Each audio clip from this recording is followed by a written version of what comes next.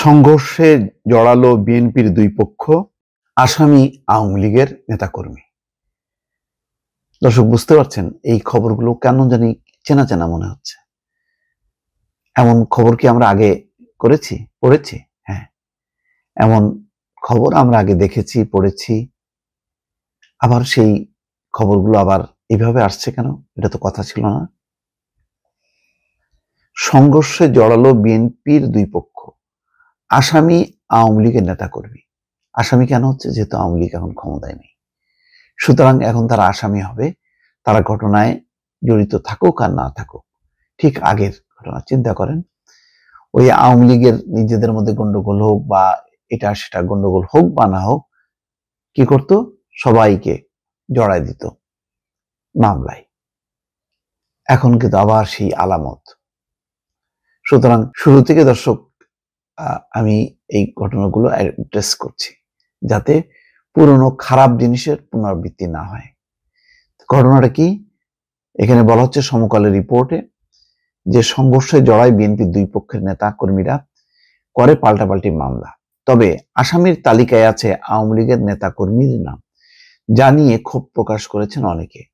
বিএনপির নেতা কর্মীদের মধ্যেও দেখা দিয়েছে মিশ্র প্রতিক্রিয়া। জানা গেছে গত মঙ্গলবার রাতে চর ফ্যাশনের দক্ষিণ আইচা থানার আইচা সদর বাজারে সংঘর্ষে জড়িয়ে পড়ে বিএনপির দুই পক্ষের নেতা কর্মীরা।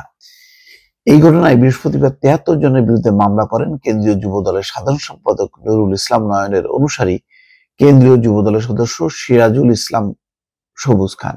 একই ঘটনায় শুক্রবার রাতে ৬৬ জনের বিরুদ্ধে পাল্টা মামলা করেন সাবেক সংসদ সদস্য নাজিমুদ্দিন আলমের অনুসারী বিএনপি নেতা আনোয়ারুল ইসলাম ছুট্টু।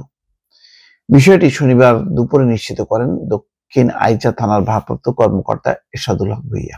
আলমের অনুসারীর মামলার বিবরণে জানা যায়, পূর্ব ঘোষণা অনুযায়ী তাদের প্রতিবাদ সমাবেশ ও বিক্ষোভ মিছিলে নয়নের অনুসারীরা হামলা চালান। এতে আহত হয় অন্তত 18 জন।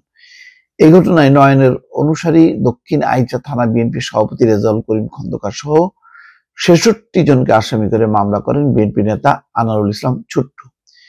এই মামলায় আওয়ামী লীগ ও সহযোগী সংগঠনের ১৭ নেতা কর্মীকে আসামি করা হয়েছে এবং তাদের নাম বর্ণনা সবই আছে।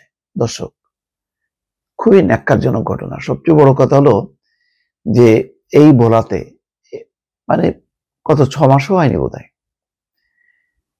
সরকার বিরোধী আন্দোলনে প্রথম বোধহয় ছাত্র দলের ২ জন নেতা নিহত হয় এই ভোলাতে। আর এখন ৬ মাস যেতে না যেতে কি হচ্ছে? নিজেদের মধ্যে সংঘাত। কারা এই নেতারা? কারা যারা মদত দিচ্ছে দুই পক্ষের মধ্যে? কি বিরোধ? ভোলা, রাউজান থেকে শুরু করে তারপরে কুমিল্লা, চাঁদপুর, বিভিন্ন জায়গায় এই ধরনের সংঘাত দেখা যাচ্ছে, যেটা বিএনপি ক্ষমতায় আসার আগেই সম্ভবত অনেকটা কাহিল করে দিচ্ছে, ভাবমূর্তি নষ্ট হচ্ছে।